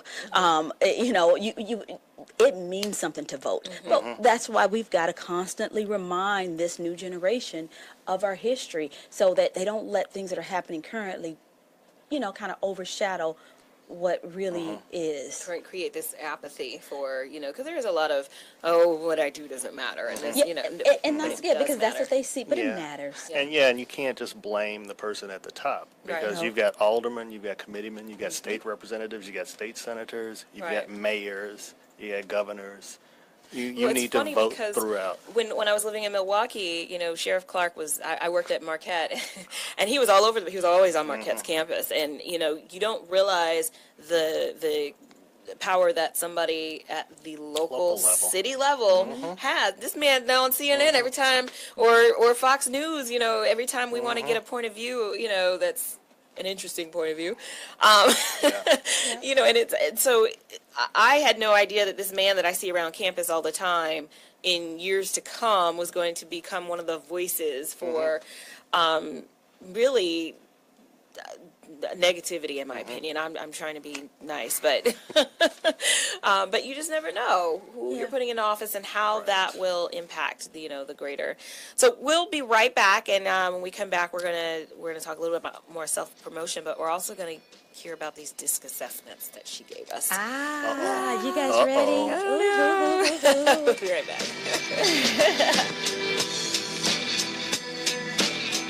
Your health is at stake. Diabetes, gout, high blood pressure, inflammation, and joint pain, even weight loss. It's time to end your battle. The Abundant Life Movement is dedicated to the building of generational health by transforming your water with the power of alkaline to improve hydration and fight against acidic and unhealthy conditions in the body. Here's a testimonial from Linda Rogers Brown and Pamela McMillan. 2011, I was diagnosed with breast cancer. I had no pain and no symptoms associated with that illness. It's a silent killer. I was introduced to Extreme X2O alkaline water, and within 2 days of drinking it, I was off all my pain medicine, and now we're 6 years strong, no chemo, no radiation, no cancer. I am a 3-time cancer survivor. I was born with thyroid cancer. By being on the alkaline products allowed me to be able to cope currently with colon cancer. Now I'm able to function and be more mobile within 3 days of being on the product. Extreme X2O, when the water you're drinking is damaging your health. Extreme X2O. For more info, AbundantLifeMovement.com or call 910-527-2260. Leaders aren't born. They're made, and not just anywhere. They're made in special places by special qualified trainers in places like the Academy of Creative Coaching. The Academy of Creative Coaching is an international certification program with courses in health and wellness coaching, spiritual coaching, relationship coaching, executive coaching, life coaching, and cultural competency coaching. Courses are online, hybrid, or face-to-face. The Academy of Creative Coaching is empowering coaches to empower the world.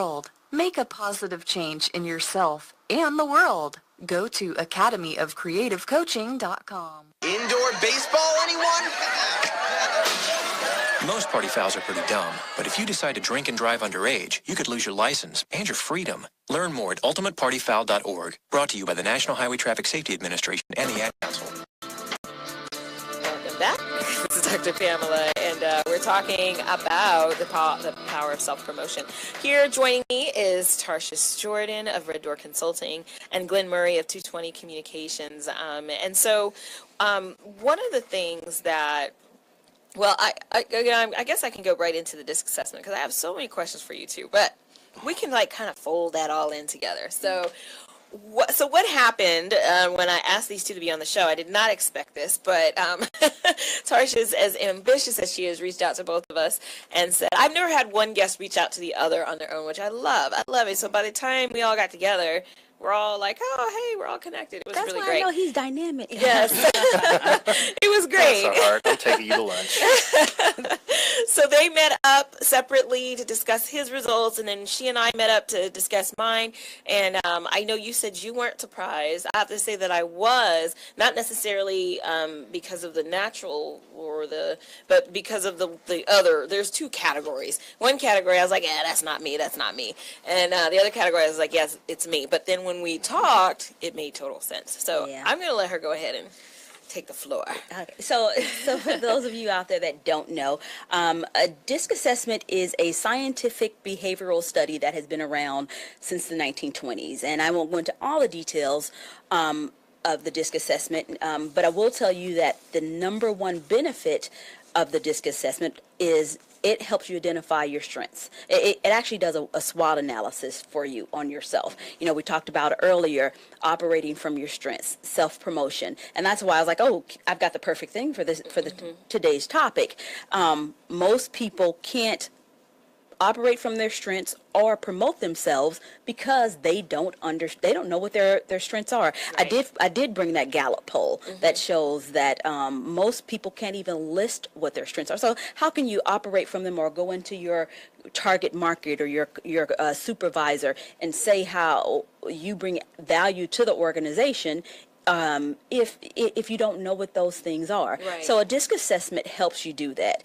If it has 4 style indicators and or behavioral traits, if you will. There's the dominant, that's a D.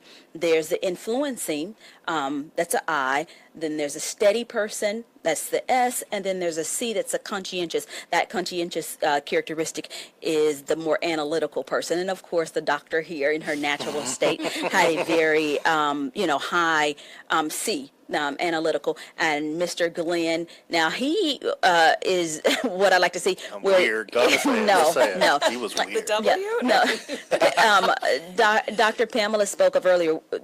My disc assessments show you two sides of yourself. They show you your natural style and your adaptive style. And your adaptive style is the way you adjust your behavioral traits in order to deal with your colleagues or your clients. Okay. And so looking at Mr. Glenn, personality is what you're saying. Just the opposite. Mr. Glenn is the same. Consistent. He is pretty consistent. Yeah. May I share?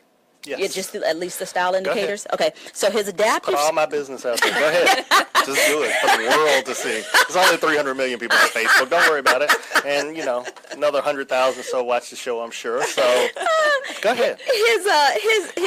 His natural style. He's a high D, lowercase s. That means he's very dominant. That's what that high D, very direct and dominant. That high D is someone they are risk takers. They make a decision and let the chips fall where they may. Mm-hmm. And then the lowercase s, still looking at his adaptive style. My reports lead with work. So your adaptive style, all of the information in the reports are going to first look at the way you operate in business or at work. So he's a high DS when it comes to work. So dominant, and then the S is kind of a slower pace. The S characteristic is that energy that we all put into being a team player.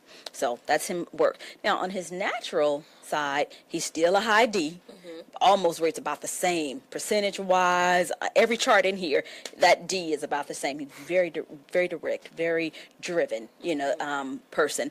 But the lowercase letter next to it is I. He's more influencing. And so, and to say that funny thing is the S, his lowercase complement to his both D's, his work D and his personal D.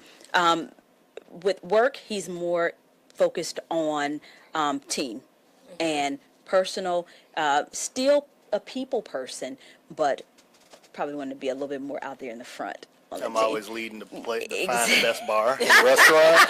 Yeah, probably. Yeah. You might be right about that. So yeah. My friends call me when they want to know where the best places to go. Exactly. So that's the D. Yeah. And I won't stay there much longer. I'll just say that we spent about an hour going through doing a debrief session with him, and he agreed with a lot of some of the information was, I guess, I don't want to say new to him, but just being able to have it listed there kind of gives him a pathway for for now taking his Mr. Who's Who of Atlanta. Yes.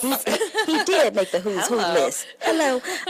Now he can take, this is just some additional information he can put in his arsenal of keeping that train moving forward. I love it. Yeah. Well, we're going to go into the research, but after the research, I want to hear about me. Yes. Your turn. In the interest of science. Science. Science. Science. Science. Science. Science. Okay, so this science I always find really interesting. This was actually a part of our doctoral program, and it was the work of Margaret Wheatley. Have either of you heard of her? Okay. Okay, so Margaret Wheatley really looks at the structure of organizations, the growth of organizations, the dynamics of organizations through the lens of nature and how nature operates. So she'll say that, for example, if you look at, and I'm talking not trees, I'm talking about like molecules. So she'll look at the behavior and the interaction and the interplay of molecules and look at how organizations function pretty much in similar patterns. So and she's really big on chaos theory. So there's a lot of chaos that happens, but as a result of that chaos comes order, comes peace, believe it or not. So there's Leadership in the New Science is her book, and this is all based on the whole idea of the new science. The new science is looking at social interactions and social science and human behavior, and looking at that from the backdrop and the lens of organic behavior and molecular behavior and things like that. So it's really interesting because it's kind of the marriage of the two science worlds where they have been at odds with each other, because I'm a social scientist. It's allowed us to kind of analyze organizations and human behavior from the lens of that kind of science. So there's 5 key points that come from Margaret Wheatley's film, and Leadership in the New Science is also a film. Number 1, order can emerge out of chaos. So she's seen this and witnessed this in nature. Tornadoes, hurricanes, whatever happens, these things eventually lead to order and peace, believe it or not. This same thing can happen in organizations. A lot of us fear chaos. A lot of us run from it, but we don't realize that this is something that's actually preparing us to new and greater heights. Number 2, information informs us and it forms us. We don't think about information as the building blocks to who we are. We think of information as, it's, okay, this is a great information, great. It actually builds who we are. It actually creates who we are. There is another, there's some back here to go more in depth with that. Information is the source of all change. It allows us to change and provides for growth. We underestimate the importance and value of information, though that is the very thing that has helped us advance throughout the course of history. Information is the source of all the energy that leads to reorganization and adaptability. If you block the flow, then you block the ability and potential for the organization to adapt to its environment and act and react. The other 2, we have to go to break, but the other 2 is relationships are all that there is. Yeah. Nothing really happens in isolation. And this is at the molecular level, and this is at the human interaction level. And the last, there's 2 more. Vision is an invisible field. The vision, when people get a sense of the capacity and purpose and dreams of the organization, then that field begins to influence their behavior. So vision is an invisible field, but it influences behavior. And then the last one is, in order to survive in a world of change and chaos, we need to accept chaos, we need to share information, and we need to embrace vision. Love. I like that. This stuff. But we have to go to break, so we'll talk about it when we come back.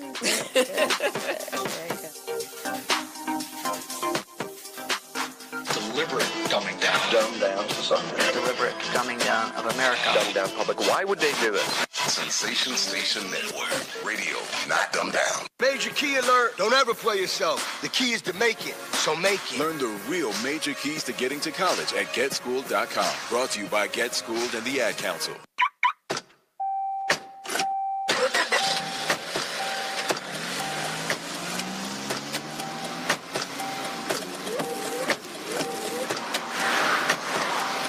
Driving has a rhythm all its own. Don't wreck it with a text. Before you get behind the wheel, silence your phone. Or better yet, designate a texter. For more text-free driving tips, visit stoptextstoprex.org. Brought to you by the Ad Council and the National Highway Traffic Safety Administration. Adopt US Kids presents Multiple Choice Parenting. Your daughter just had her first breakup. Do you A, put yourself in her shoes? How could he do this to you? And for Sheila, she has split ends.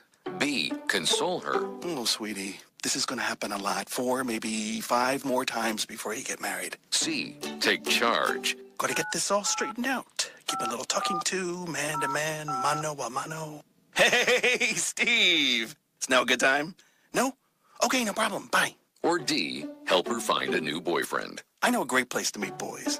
The internet. Nice, single boys. Never mind.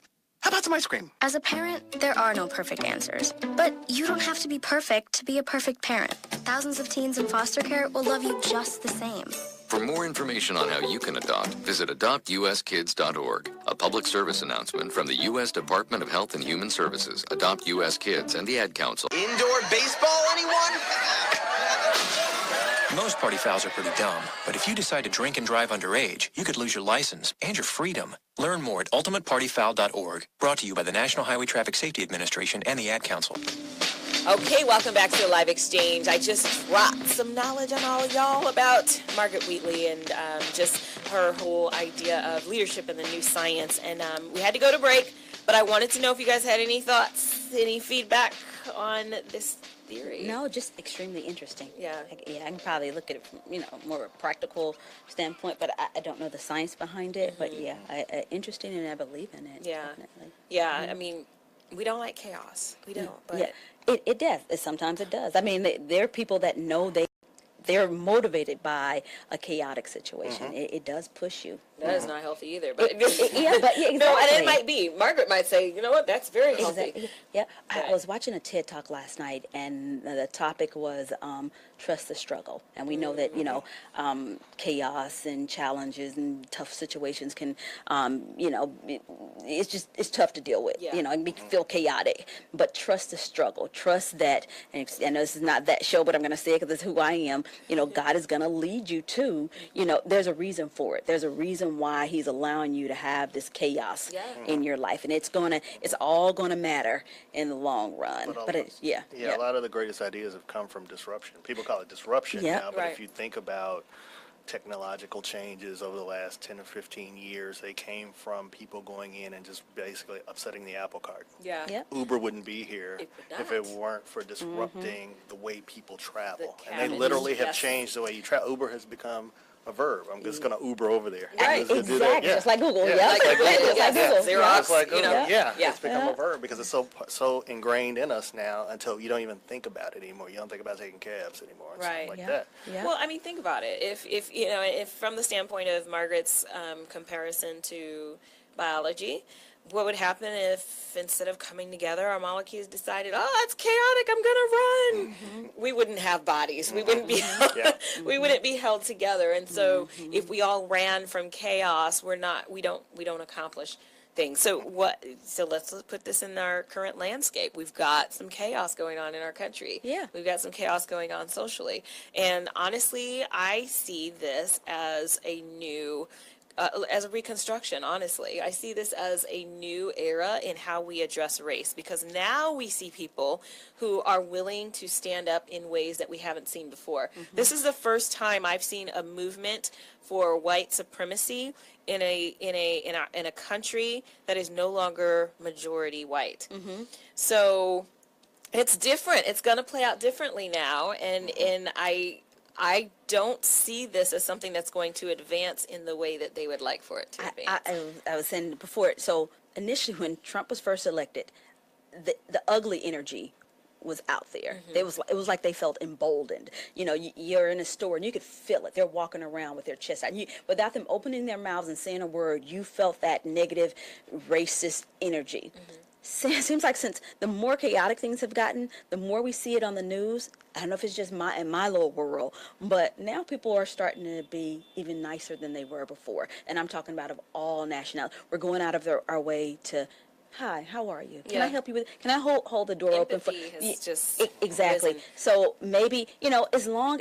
I don't think that there was ever a time that energy was the majority. I think that it festers or grows because a lot of people just stay quiet, So the more chaotic this thing is getting, it's out there. You've got to come out of those people that want to kind of stay impartial. They have to come out too and say something. That's all those people that were out there protesting. So just in my comments with Michelle Obama's quote, when they go low, we go high. And I do believe that there's more of us that want to go high. Yes. And we overshadow the ones that are constantly going low. But that chaos, the ugliness really had to be out there. Right. In order for all people that are like, for them to start standing up and saying, you know what? We've got to say something. And it challenges people from a spiritual beliefs too, because you see now, and there was a big rush of Christian pastors coming out saying this isn't Christianity. This is not what it stands for. This is not what I support. I don't stand for that. And they had been silent for a long time, and now it challenges the very core of your belief. And that's where I got to the whole: do you believe it? You vote for it. What are you going to stand for? What's stronger? Are your morals stronger than your vote? Right. And now you have to ask yourself that. So in a way, it's a good thing because it really gets to the core of who people are. And I think we see the humanity in people that starts to come out, to your point, in everybody. And it honestly, we don't want it to happen this way. We don't want to see people rallying. We don't want to see counter protesters, which I don't even like that term. But we don't want to see all of that. We want everybody to be in peace and we want everybody to love each other.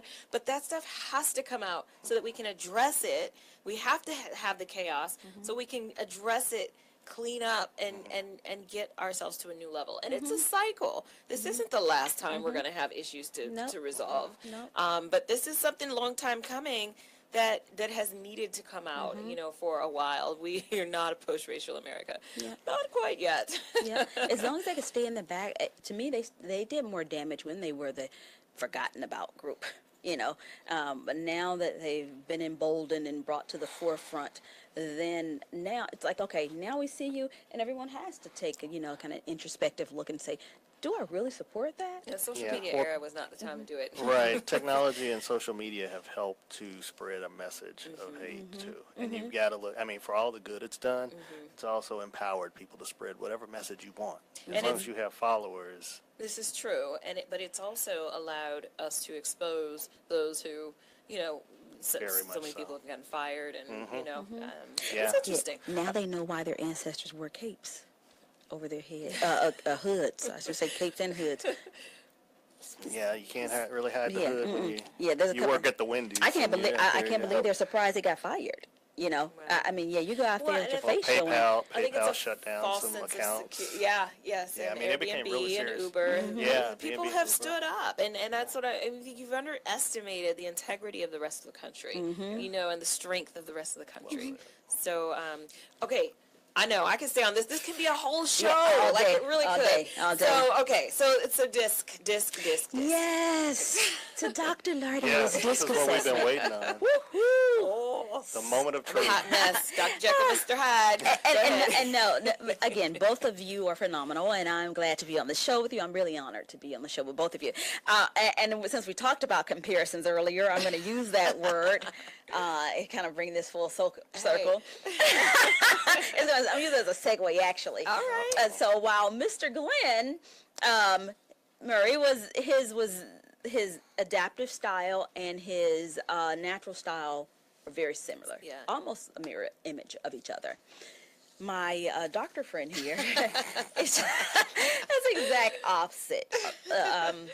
And it happens. It just happens. Your natural style, the disc assessment results are 80% plus accurate, and they've been around since the 20s. Yes, and we've had people take them, say, every 5 years, and that natural style doesn't change.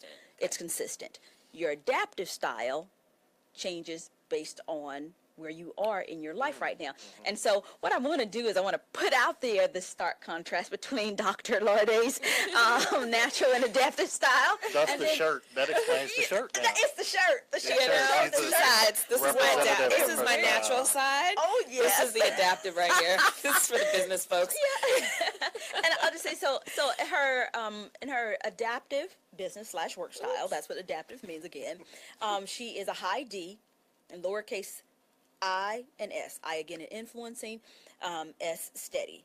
And in her natural style, she is a high C and a high I. And so the natural style is she's very analytical. She takes calculated moves. She really analyzes everything before she makes a move.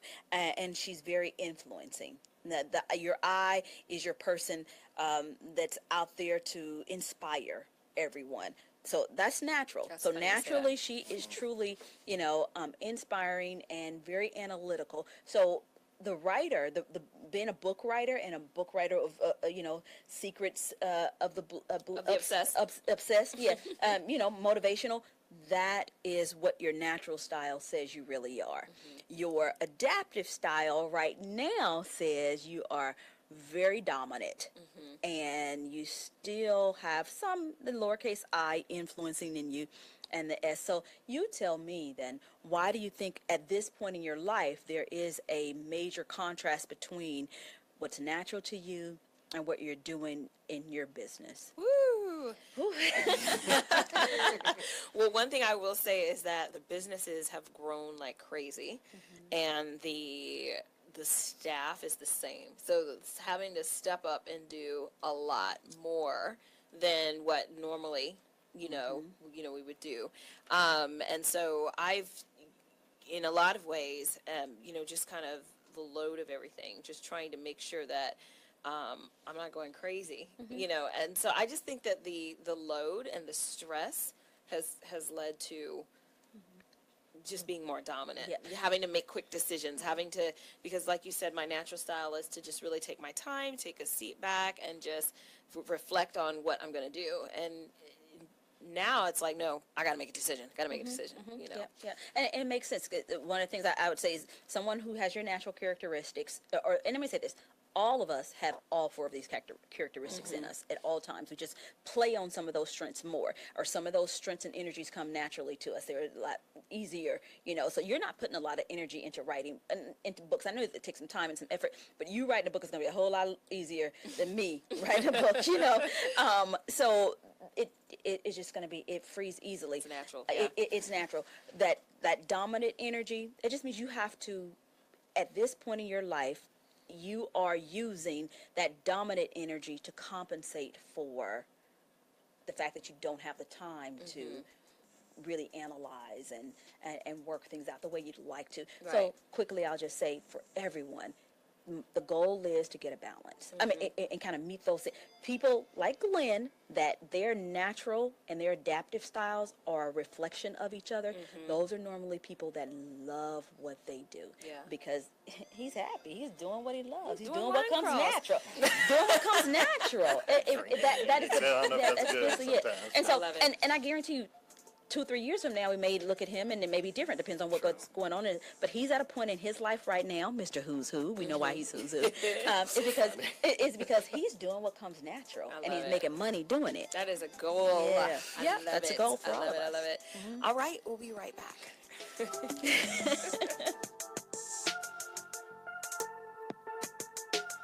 We're more connected than ever before. 90% of America's students use some form of social media, but not all of it's used in a good way. Hurtful posts online are leading to social isolation for many. Psychologists say it's bullying in a brand new way. Well, Beyond Differences and I Keep Safe are looking to change that with ideas for students, their parents, and even teachers. Take the pledge to be kind online and learn more at wearekindonline.com. My savings are gone. Okay, where were they last? Here, right before I spent them on that vacation to Aruba. Weird. Not weird. Not saving now means no money later. For free ways to save, go to feedthepig.org. This message brought to you by the American Institute of CPAs and the Ad Council.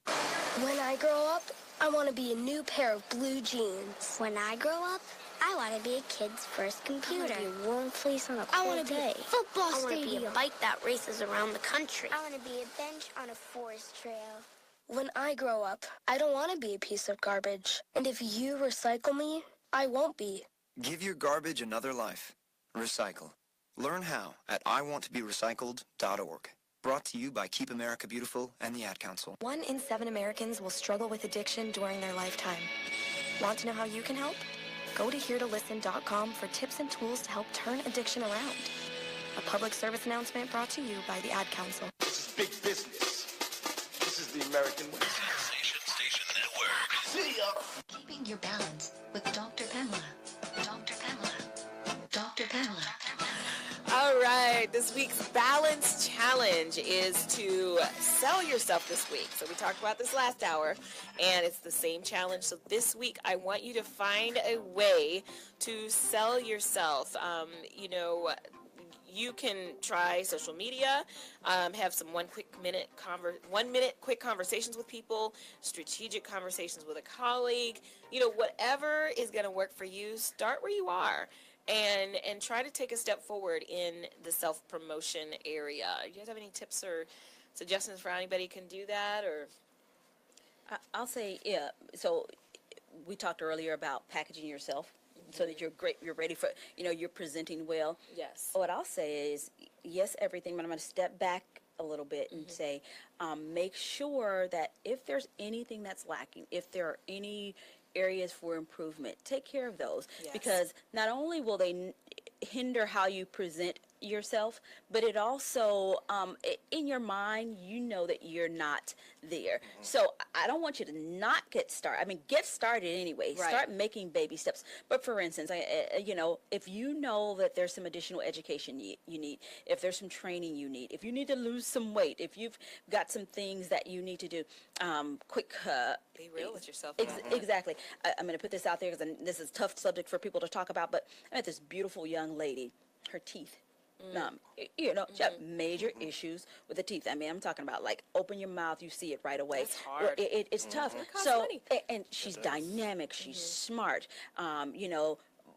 But when she was talking to people, she didn't come across confident because she's concerned about, her appearance. Right. So take care of those things. Invest in you. Yeah. Invest in the education you need, and invest in your appearance. And I can call me pretentious all day. I believe it is my gift. It is my duty to come out here and tell you to know you shouldn't only focus on your image and appearance, but it matters. And so those things, anything that's holding you back from being the most confident person you can be authentically, right, not abrasively, right, really, fix it.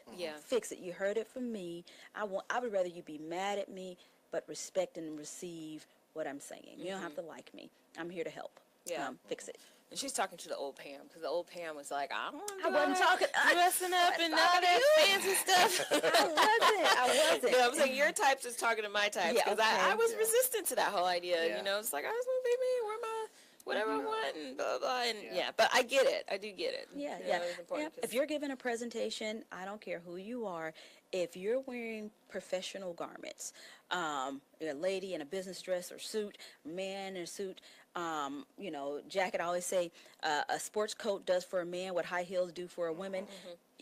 There's something about the way you square your shoulders when you know you look good. We speak better. We carry ourselves better. Our handshake is firmer. So take care of those things. Do everything you need to make yourself the best representation of yourself, so that you can present well. So I'm hearing self-promotion is not about just what comes out of your mouth, but it's also about how you present yourself, how you look. You're a walking advertisement for your business. Yeah, exactly. All the time. Yeah. Even when you don't think you are. I had a young man who was working for me for a while, and he would post on Facebook, and he was kind of running a portion of my business, and he posted something crazy on Facebook, and I immediately called him. I'm like, what are you doing? What do you mean? You're And representing. I'm like, no, it's not your Facebook page anymore.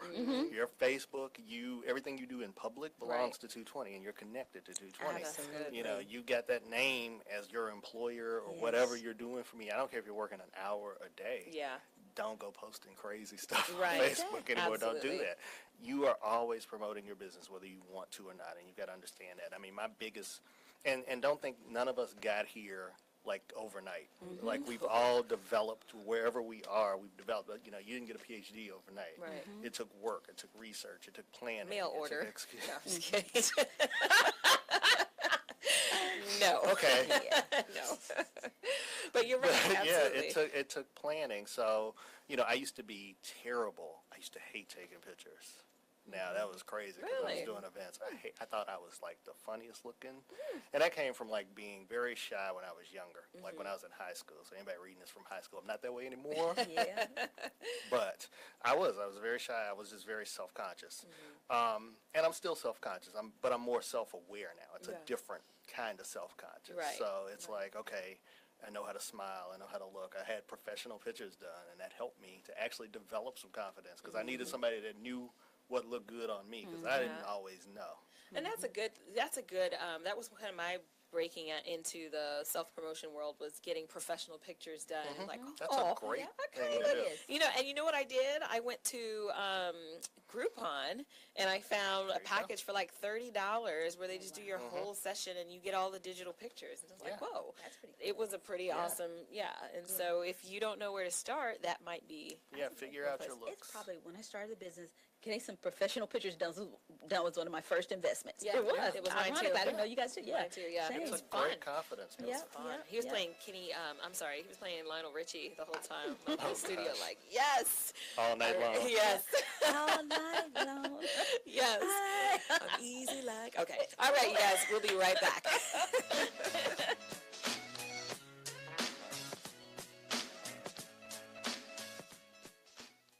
There's a power you have within you, unlike any other. You can't explain it. It's just there. It drives you, compels you. You cannot ignore it. Do you feel it? It's that power that tells you you can do the absolute impossible. The power that tells you you're more than what you currently are. The power that tells you it's time. Launch. Move. Skyrocket your life with Rocket Sports One fitness gear. RocketSports-One.com.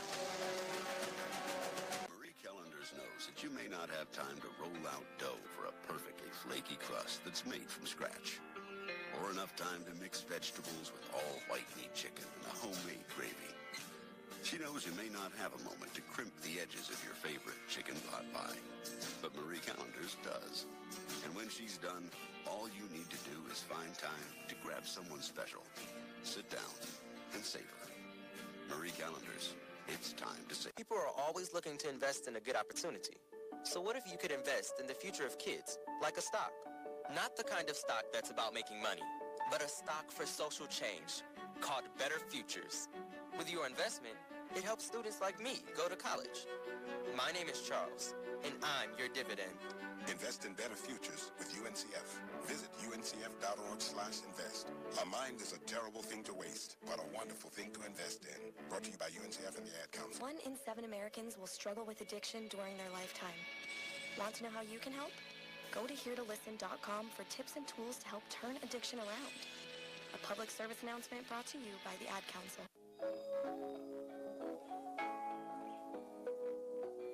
All right, welcome back to the live exchange. So, we're getting close to the end. This conversation was so good. It went so fast. I know. We could easily do a 4-hour show. But so, I want to know how and what you guys have to offer to the world, and how can they reach you? Wow. Should I can go Miss first? Red, Okay. Thank a you. disc assessment. That's what she can offer. Hey, if you want to know your strengths. I'll just say who I am. Again, I am a certified professional development trainer and image consultant.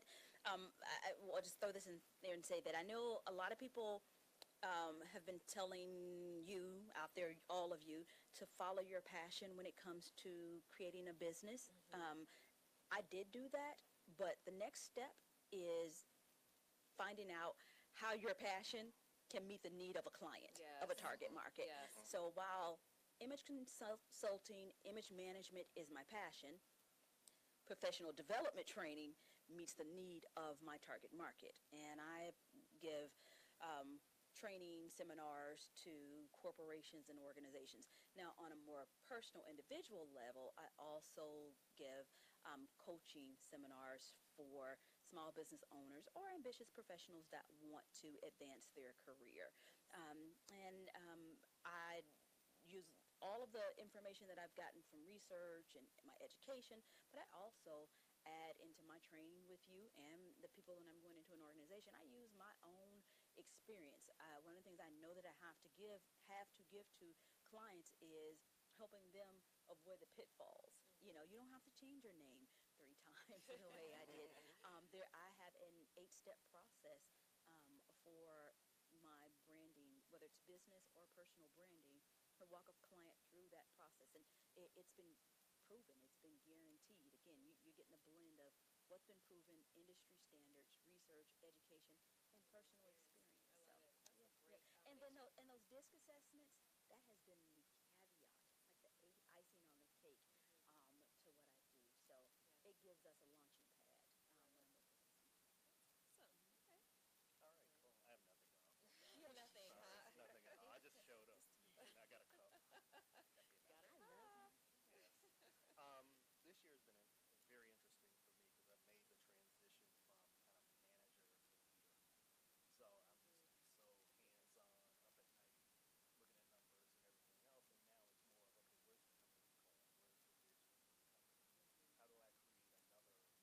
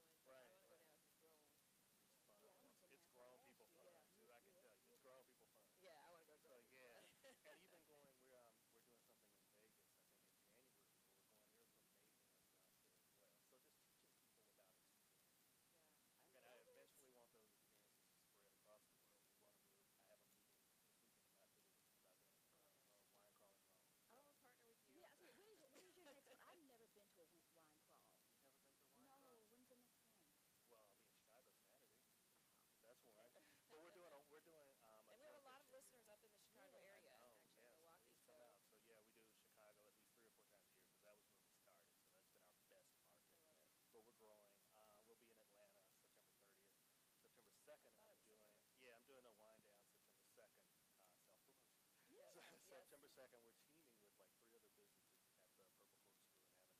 It's going to be great. September 2nd, Yeah. Purple Corkscrew. September 30th. September 30th is a true wine crawl, though.